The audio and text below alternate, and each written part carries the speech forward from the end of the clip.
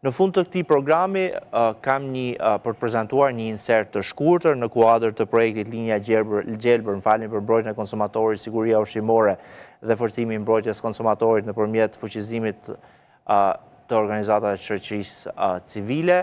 Më 14 maj që financohet nga Bashkimi Evropian, zbatohet nga Qendra Alert në bashkëpunim me Lëvizjen Evropian në Shqipëri. Me 14 maj u zhvillua në fakt aktiviteti i parë i sërisë së trajnimeve, i nisur në Tiranë dhe aktivitet ky i organizuar nga EMA, pra Lëvizja Evropiane në Shqipëri, pasuar më pas nga aktivitetin FIR, e që do ndiqet edhe nga tjera aktivitete në Tiranë edhe qytetet tjera të Shqipërisë.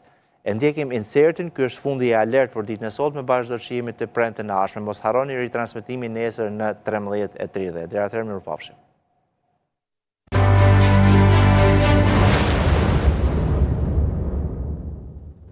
Në 14 maj në ambientet e Europe House në Tiranë u zhvillua trajnimi i parë për mbrojtjen e konsumatorit, organizuar nga Lëvizja Evropiane në Shqipëri, në kuadër të projektit Linja Gjelbër për mbrojtjen e konsumatorit. Ky projekt po zbatohet edhe në 6 qytete të tjera të vendit nga Qendra Alert. Gjatë trajnimit u prezantua Linja Gjelbër falas 0800 26 26, një mekanizëm për denoncimin e shkeljeve dhe zgjidhjen e problematikave që prekin të drejtat e konsumatorëve, i menaxhuar nga stafi i Qendrës Alert. Një tjetër moment i rëndësishëm ishte njoftimi për krijimin e rrjetit të organizatave të shoqërisë civile për mbrojtjen e konsumatorit, me pjesëmarrjen e 20 organizatave nga gjithë Shqipëria, të cilat synojnë forcimin e bashkëpunimin dhe ndërhyrjeve në nivel lokal.